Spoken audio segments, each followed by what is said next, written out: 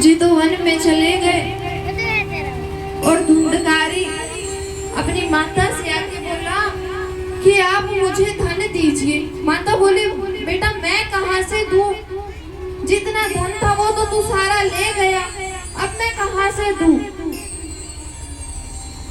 उन्होंने मना कर दिया तो धुंधकारी ने अपने माँ की भी पिटाई की, अपनी माँ को भी मारा।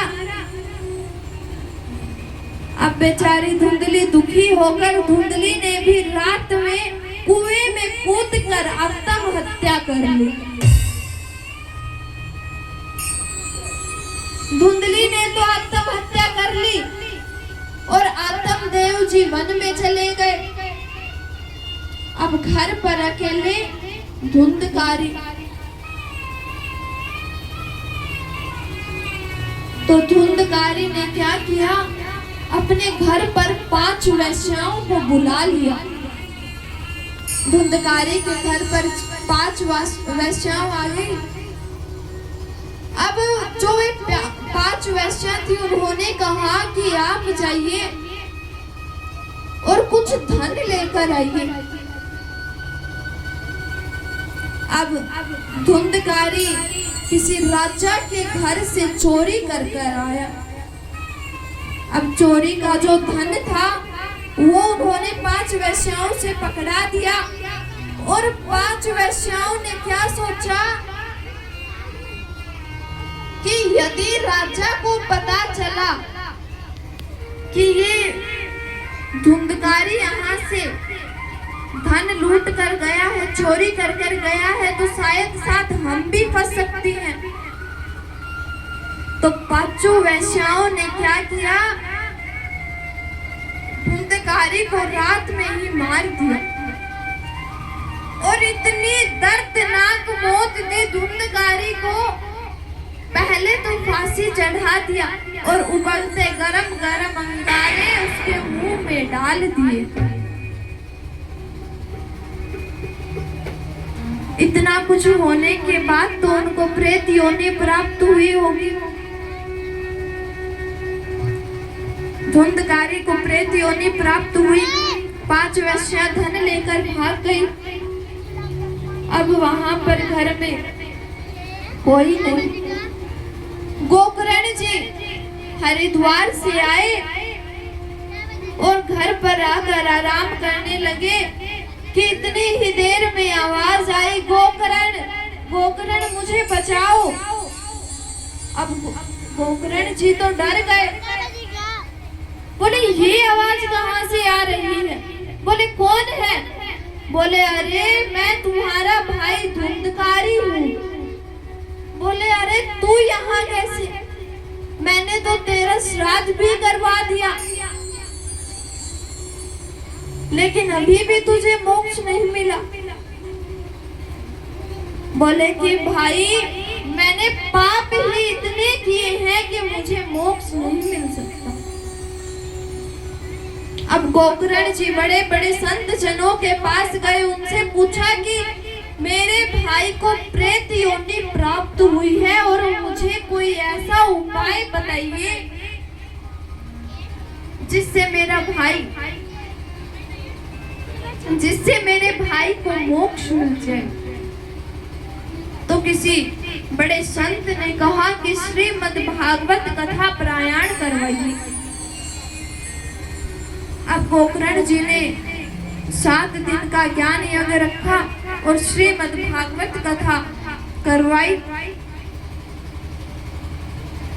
और श्रीमद् भागवत कथा में बड़े बड़े ज्ञानी जन संत जन आए। और अब वो तो प्रेत योनि है, आत्मा है, एक जगह बैठकर कथा नहीं सुन सकता। और यदि धुंधकारी एक जगह बैठकर कथा नहीं सुनेगा तो कुछ प्राप्त भी नहीं होगा, ना ही उसे मोक्ष मिलेगा। अब आत्मदेव जी को 7 गांठों वाली बांस से बांध दिया गया। एक बांस जिसके 7 गांठ होती है उनसे बांध दिया पहले दिन की कथा का विश्राम हुआ तो पहली गांठें फट गई और दूसरे दिन की कथा का विश्राम हुआ तो दूसरी गांठ फट गई। ऐसे करते तीसरे, चौथे, पांचवें, छठे और सातवें दिन सातों गांठें फट गई। अब कथा का विश्राम हुआ और धुंधकारी जी को मोक्ष की प्राप्ति भी हुई और भगवान विष्णु विराट रूप में प्रकट हुए। बोलिए विष्णु भगवान की। भगवान विष्णु अपना विराट रूप लेकर वहां प्रकट हुए और धुंधकारी को भी ले गए। अब जो वहां पर और श्रोता बैठे थे उन्होंने कहा कि गोकर्ण ये क्या है? कथा तो हम भी सुन रहे थे लेकिन हमें तो मोक्ष नहीं मिला। गोकर्ण जी भी यही सोचने लगे। गोकर्ण जी ने प्रश्न किया और बोले कि धुंधकारी ने जो कथा सुनी थी, धुंधकारी ने कथा सुनने के बाद उसको सोचा कि ऐसा करने से ऐसा हुआ और ऐसा करने से ऐसा, यदि ये कथा मैं पहले सुन लेता तो मुझे ये प्रेत योनि प्राप्त ही नहीं होती।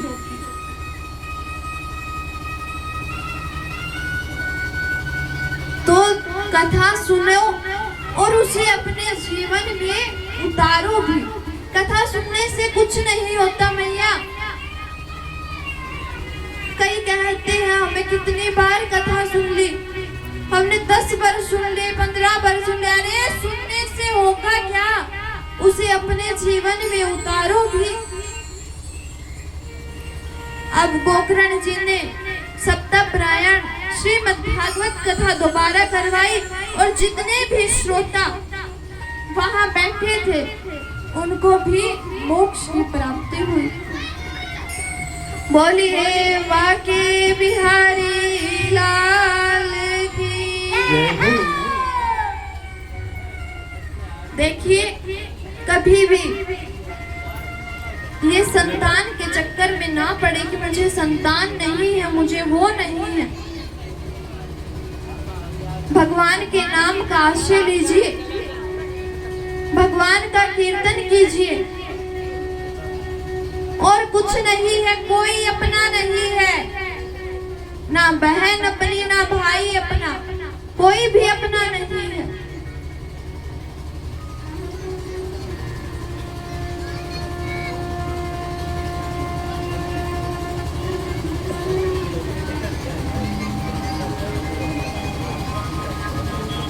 कोई अपना नहीं है, ना बहन अपनी ना भाई अपना। और क्या कहा गया है?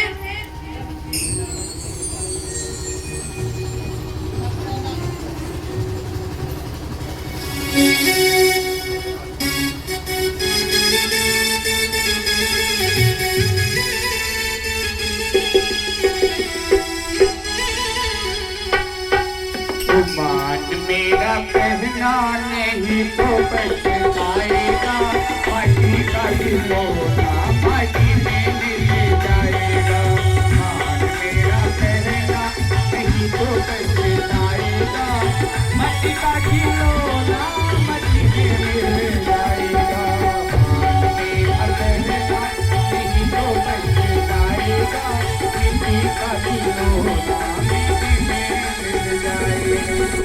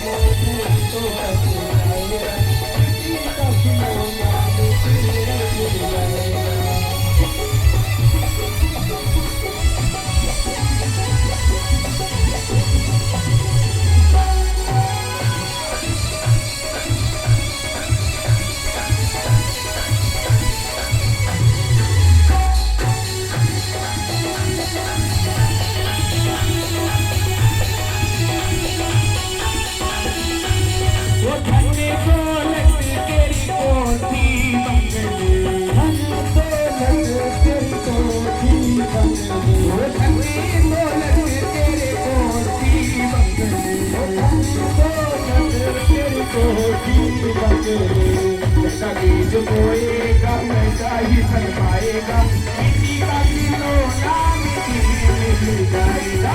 भाग मेरा कहना नहीं तो पछताएगा, मिट्टी का खिलौना मिट्टी में मिल जाएगा। आज मेरा कहना नहीं तो पछताएगा, मिट्टी का खिलौना मिट्टी में मिल जाएगा, मिट्टी का खिलौना मिट्टी में मिल जाएगा, मिट्टी का खिलौना मिट्टी में मिल जाएगा। बोले बाके बिहारी लाल की जय हो, बोले भागवत महापुराण की। देखिए आज कथा का पहला दिन और पूर्णिमा ठाकुर जी की पहली कथा और पहला दिन, और उसमें भी किस किस को कथा समझ में आई सभी एक बार हाथ उठाएंगे। सभी को अच्छी तरह आई ना, पहला ही कथा पहला दिन और अपने शब्दों को मर्यादा में रखते हुए इतनी बढ़िया कथा सभी को समझ में आई। दिन प्रतिदिन इनका भाव भी बढ़ेगा, जैसे आपका भाव बढ़ेगा इनका भी भाव बढ़ेगा और अच्छी अच्छी कथाएं आपको सुनाई जाएंगी।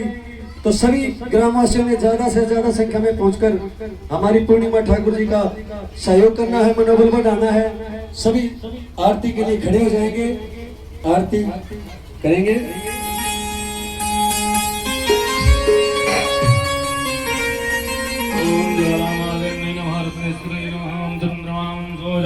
सूर्यो जातसोत्रत्वाय प्राणशोकतनीरजायतो ओम इदं वै प्रजननं मे सुतवीरगं सर्वगणं सिद्धयात्मन प्रजासनिवसनि लोकसंवेदनि अग्नि प्रजां बहुलं मे गतवतन्नं वयोरेदोऽस्मासु दत्ता कर्पूरि घोरं करुणावतारं संसार सारं भुजगेन्द्रहारं सदा वसन्तं हृदयारविन्दे भवं भवानी सहितं नमामि। मन में बसाकर तेरी मूर्ति उतारो मैं गिरधर तेरी आरती।